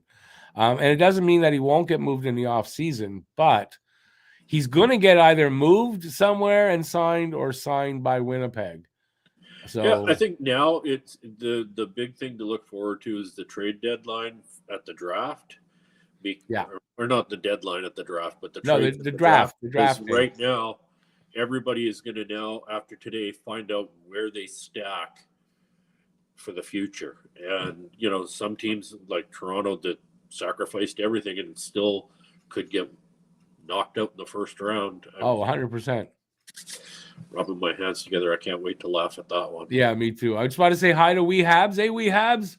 Welcome to the channel. Good to see you guys. That's where I was. I was on their podcast, which is still going on, but it's almost done. Over there on Habs and Dabs podcast. That's on Wee Habs. If you're looking for Habs and Dabs, by the way, you got to go to Wee Habs here on Twitter. Subscribe, follow them. Great bunch of guys, and they do some really good podcasts. Really fun to watch and enjoy. I do it while I'm doing dishes and stuff like that. So I urge you to go over there and subscribe to these guys. Oh, my order has been delivered. Go get it. Yeah, that's my Amazon order. Larry, I'm going to go. I'm going to just text. Larry. I'm going to text my son and ask him to do it. That's all.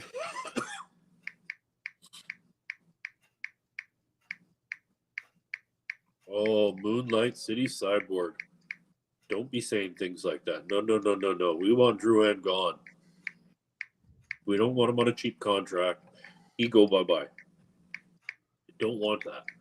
The guy spends more time on the injured reserve list than he does on the bloody ice time. Sorry, who's that again? Moonlight Cyborg says he'd like to try to keep Drouin on a cheap contract, and I'm just. It's not. I don't think that's even a possibility. Habs aren't. I don't think they're even thinking of that. What were we watching? We've both watched it. Something where Gorton did. Knuckles. Knuckles podcast. It was Molson. And Molson was wishing him luck. I hope he finds what he's looking for wherever he ends up. And it's basically saying, like, not if we can't sign him. It was done in his mind that Drouin wasn't coming back. He was not going to pay that contract again. He says he doesn't make those decisions. So I think that's why I think Gorton and Hughes had decided already that Drouin wasn't coming back. The money comes out of his pocket. He doesn't make the decision, but the money comes out of his pocket. But he said there he never made a decision, and in fact he let his GMs make their decisions and do that. He never got in the way. That's what he said. Whether it's 100% true or not, I don't know. Yeah, but he said that. So, yeah. Drouin's been playing okay. Listen, Drouin's still playing for a contract next year. Either way, he's still playing. He's not going to get it here, but he's playing for one from someone else.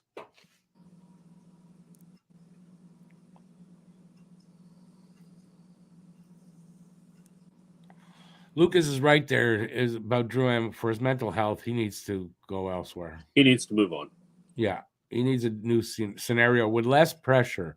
Like he needs a team like the Coyotes, literally, where there's no pressure to play. Yeah, You and know? where there's lots of sun. He needs to be somewhere where there's lots of sun. I guess there's not a lot of sunlight in Montreal, and he probably doesn't take his vitamin D every day. So I'm sure I take mine every day. So do As a I. matter of fact, what just came in was my vitamins. So No, I literally take vitamin D every day, just because we live in a bloody rainforest, so we don't get a lot of sun here. But when we do, my son didn't answer me. That's not a good thing.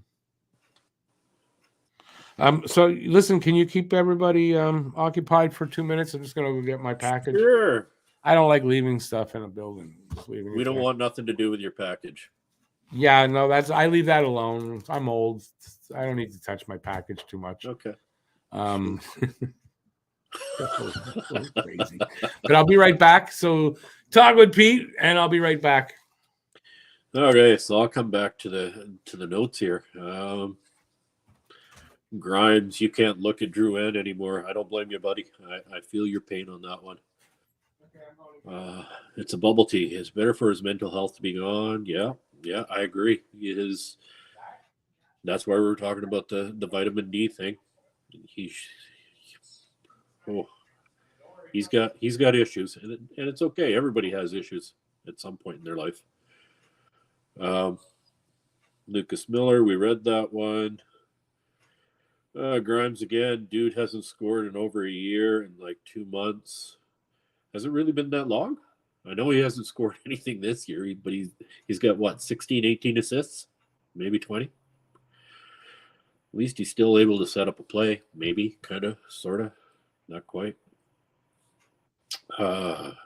Matt, Outdoor Sports Channel. Leafs should pick up Drouin or Hoffman.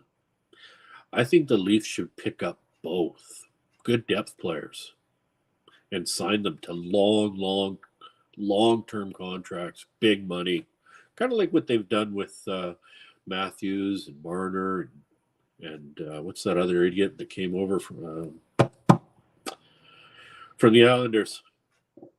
He's a mean-nothing player to me. He hasn't done anything this year either. Lucas Miller, all Canadians should be taking vitamin D in the winter. I agree. We should. I don't know how many people are from the West Coast on here, but it's cold, it's wet, it's damp, it's dreary, it's always raining. I think we've had maybe 4 days of sun in the past 3-4 weeks. That's it. Other than that, it's been rain or snow and a lot of wind. I'm back. Oh, look at this. You got anything for me? Nope. Oh. It's funny because I ordered something. My son ordered something for me. He used Prime. It said Friday for delivery today. I ordered yesterday, regular delivery, got free delivery, got it today. Figure that out. Anyway, yeah, it's just my exercise stuff. Oh, the bands. Yes. The bands and my vitamins. Awesome. I'll get rid of this. We were just talking about the weather here. And these, what? We were just talking about the weather here. Oh, what's with the weather?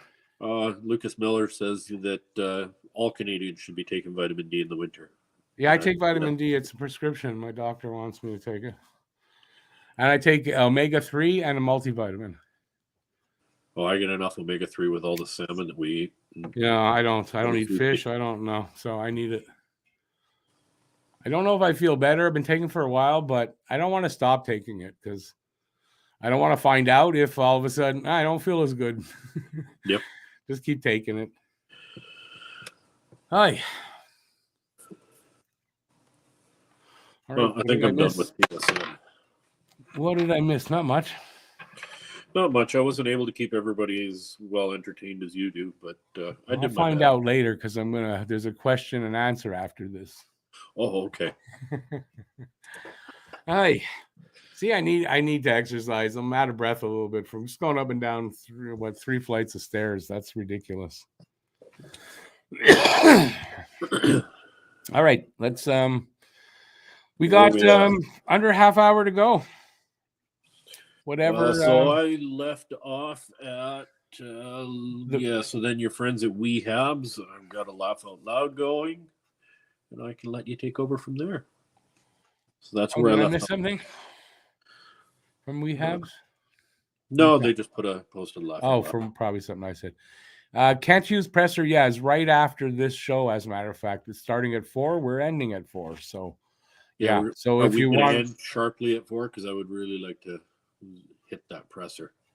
Oh, absolutely. Yeah, no, we're going to end at 4. Yeah. Okay. No, 100%. Maybe just a little bit before, so we have a couple of minutes to talk, and then sure, and then be able to watch the presser. Yeah, I want to see what they have to say.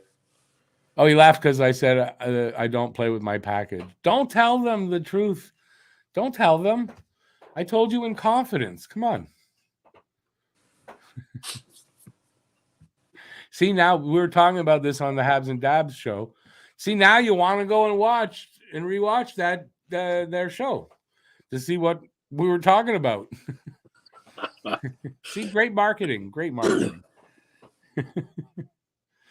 Moonlight is saying the press conference got pushed up to 3:35, which means it's on right now. Damn. I don't like that. That sucks. You want to leave early? It'll be, listen, as far as that, it will be replayed. Yeah. Right away after. I'm gonna have to watch it on the replay, but it kind of sucks that they moved it up early. Hey, don't think? I'm on the Habs website right now. It doesn't show anything. Feel free if you want to go check it out. No, I'm good. Log out and check it out. Feel free. Unlike you, I can watch it later. I've got nothing planned for today. It's just a nice, easy, relaxing Friday. When the wife comes home, I might convince her to go out for dinner. Yeah, I might order food. I don't feel like cooking after, so I'm probably going to order food so I don't have to worry about it. I got the show tonight, so I'm feeling barbecue. So there's a new barbecue shop that it just opened up a few months ago. Wouldn't mind going checking it out. I'm probably going to get Chinese. That's what I usually get. Dashi, wow, that's good. Yeah, I love Chinese food. All right. Live okay, now. I bet you everybody taking off to go watch the press conference. Yeah. By the way, I hope the cat gets better let us soon. Know what they're saying on the press conference. What is he going to say? Really? I mean, he's going to answer why he didn't make more moves, but there's not a lot for him to talk about because he didn't do much. Nope. So we're probably not missing that much, but no, he's going to get the questions about, believe me, about why he didn't do this and why he didn't do that and blah, blah, blah, blah, blah, blah, blah. Watch and see. That's okay. What it's about. It's totally okay. I'm going to watch the highlight. Well, it'll be on Twitter. I'll just go there. On TSN, they're showing the goofball from Ottawa, Dorian, or whatever his name is. Well, all the GMs are probably doing press conferences now. So yeah. I wonder if that means we're not going to get very many trade announcements after the fact this year because there's not a lot anyways. I mean, I forgot about Klingberg. So, but other than that, it's been all like nothing. Yeah. That's funny. The two Ritchie brothers, I think they're brothers or cousins, got traded for each other. Yeah, that's kind of ironic there. Which is perfect for the look they always have on their face. At least Nick Ritchie looks like he's confused about things. So it's kind of perfect. I think it's like he's related to Tucker Carlson with that look on his face. All right. Moonlight just saw a tweet where Habs were trying to sign Klingberg last offseason and had an agreement with the Oilers to trade him today for 50% retained, but he never ended up signing with the Habs. And that's the important part. He never ended up signing with the Habs. Klingberg's not a bad defenseman. I mean, He has, like all defensemen, it's with all the speed that's going on out there in the NHL, it's hard on the big defensemen to try to keep up with that kind of stuff. So Yeah, I mean, besides, he's going to cost a lot. I no way I want to get Klingberg. There's no need for no, not yet. acquiring a guy like that. Not a guy like that. Not yet. And Lucas, I'm going to We've agree got with you on. Sorry, go ahead. Finish. Sorry. We've got a plethora of defensemen. I mean, Yeah, young and old. So yeah, no, Klingberg wasn't an option here now. no. Lucas, another reason why it doesn't bother me if I don't watch the conference live is because they are mostly in French. Yeah. It's unfortunate, but it's like 60-40 now. They've gotten a little better. I'm going to give them that. It's like they must have gotten a lot of complaints, and they're starting to get a little better with it, but it's still mostly French questions. Which kind of sucks. It sucks for guys like me on the West Coast that don't speak a lick of French. Yep. And yeah, you're trying to watch something for a team that you love and follow, and you don't understand a bloody word that they're saying. I want to say more of it than I don't get, but it's kind of annoying that it's just, so much of it is French that anyway, but like I said, they were starting to get a little bit better, but not completely. I mean, but in general, I found them starting to get better, like they'd listen to me or something. Moonlight Cyborg, please tell us, what are they saying about Monahan? I want to know. Who's that? What? Moonlight Cyborg said that Kent Hughes is giving some updates on Monahan, but they're saying they won't spoil anything for us. No, don't worry about us wanting to watch it later. Something, that's what we're here to do in the chat. Please let us know, because, we're kind of Monahan info starved. Yeah. We want to know. I thought he was inquiring a figment of my minds. imagination. What's that? I thought Monahan was a figment of my imagination at this point. Yeah, I mean, like I said, I had that breaking news. The Habs put out a cash reward for any information on the whereabouts of Sean Monahan. Bubble Tea says, yeah, spoil away. Tell us how he's in the KHL somehow. I was just reading that, laughing. We loaned him to the KHL team, and now Putin won't let him come back. Yep. Because Canada's helping Ukraine. Oh, shit. If he does come back, he won't be 100%. Okay, but we don't know that either. We don't know anything. Don't know anything. I'm not going to lie. I liked Monahan in the lineup for those few games that we did have him. He was wonderful to watch. 100%. But I mean, 25 games. That's what we got out of 82. So, well, out of 61 now so far. Yeah. We got 25. It's not a lot of games. What the hell's his issue? Yeah, I mean, I'm not mad at the guy or anything, obviously, but what's wrong? Why aren't they not accurately updating us on that one guy only in particular? Although not much about Gallagher either. No, but you and I both saw what the Gallagher issue was. So yeah, but still wasn't going to update. What do you think of going down this path and of could it be a mental health issue with him as well? I don't think we know the player enough. I don't know the player enough to even have a guess at that.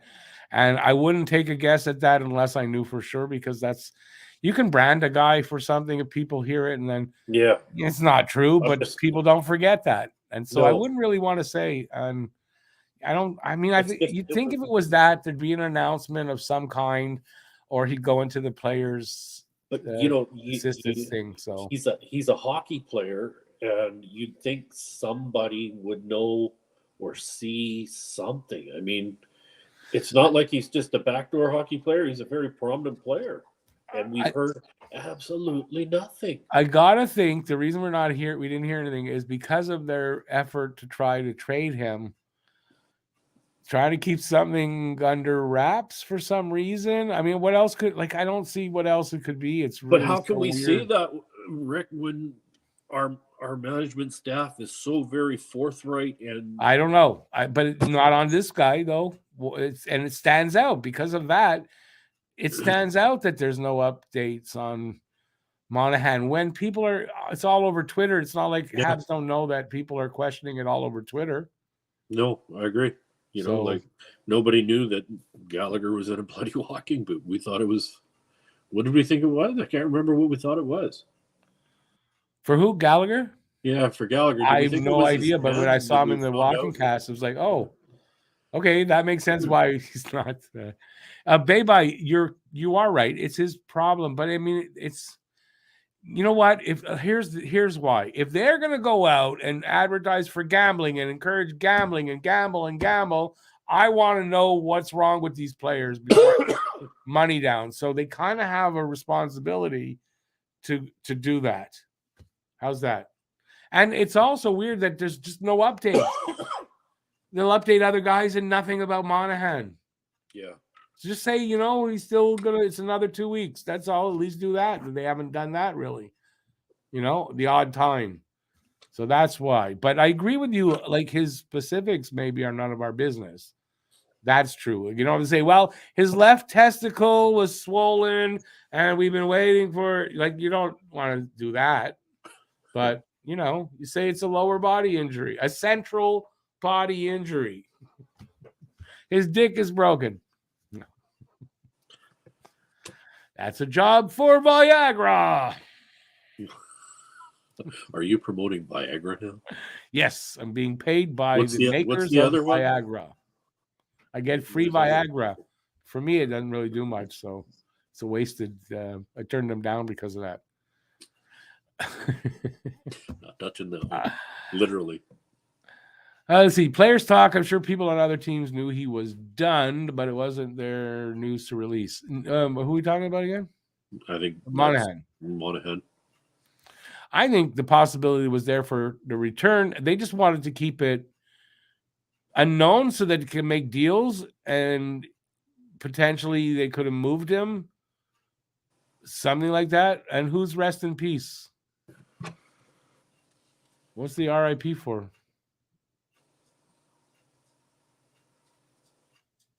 Anyway, I guess nothing. They don't have to fully disclose the injury, but just say he is done, or just update it's day to day, week to week. Something. Give some kind of news. Something. But Babe, isn't the NFL with that betting because of gambling? Isn't that why they have the injury updates and they're usually accurate? Or is it right that the NFL is now swaying from that into what Montreal, like what the NHL is doing? I'm not sure, but they used to have a responsibility to update their injury lists for gambling purposes. So not make it harder to tell. Bubble tea, yeah, those left testicle injuries. They're killers, man. Kent Hughes was asked twice if there was any interest for Drouin, and he dodged the question twice. Oof. Yeah. So there you go. No interest in Drouin, which not a surprise. I'm not going to go, oh, no.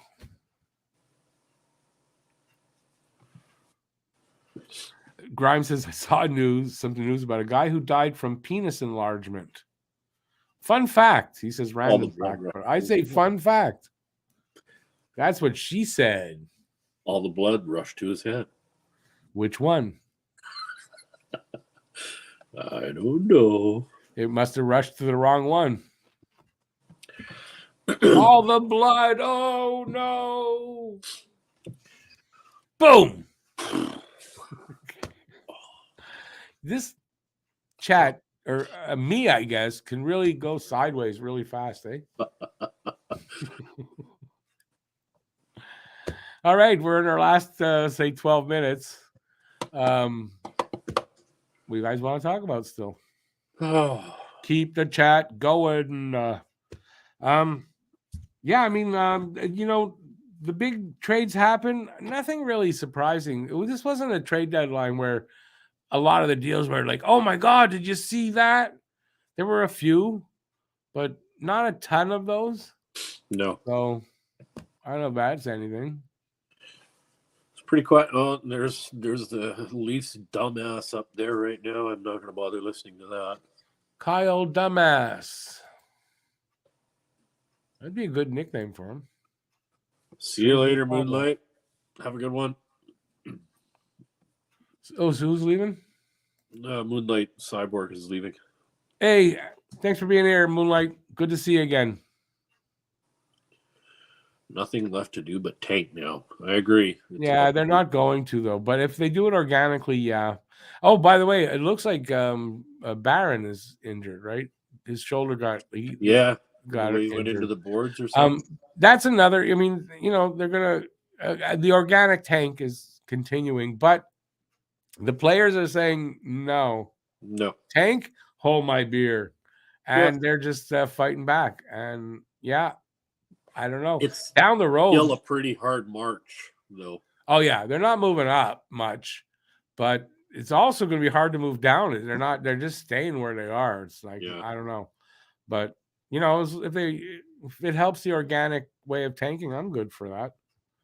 So it's like the injury bug is saying, "Hey, listen, we're making sure you're going to be on the bottom of the league," and the players just say, "Nope, not happening." Getting back to the Monahan thing, just quickly, do you think the hip replacement surgery that he had done? It was not replacement. It was where they grind off. They what do they call it? They shave the hip. Okay. That is that. So So do I think that? No, it's a problem with his foot, from what I understand. Like this injury this year was not his hip; it was a foot injury. Compensation, or not compensation, but compensating for weight distribution, maybe. Could be. Like I don't know. So they don't update. We have no idea what's going on. I'm sitting here trying to figure it out. That's all. Yeah, it's tough. We'll find out probably, in the off season or in a year or two, but I don't know. God damn it, I hate Dubas. He's sitting there in a sweatshirt or whatever, and his glasses, unshaven. Yeah, but listen, next year when he gets fired, he'll be crying doing that. So him and Marner be sitting next to each other crying, going, "Yeah, I know." Oh yeah, and what's his face will be grabbing his suitcase full of money and running off to the States somewhere. He'll end up in Florida.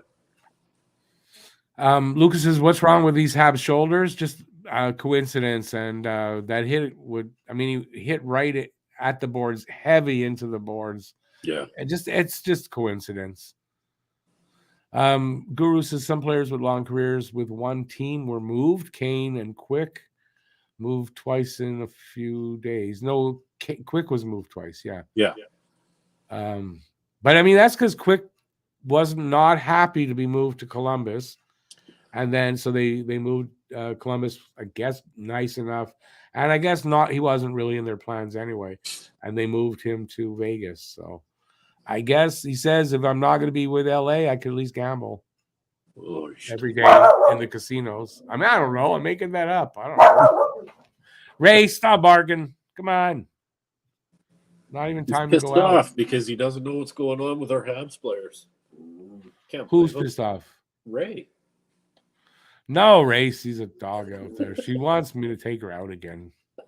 That's too early anyway. Too many AHLers want to stay, keeping the boat afloat. It's not that they all want to stay, obviously, but they're here because of the injuries. Bubble Tea says his Stanley Cup this year is a first-round Leaf exit. Still not going to watch it. I'm still not going to watch. Maybe if it's Game 7, Round 1, I might watch it to see how they collapse under the pressure.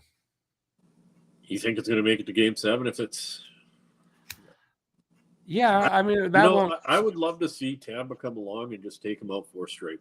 Done. Oh.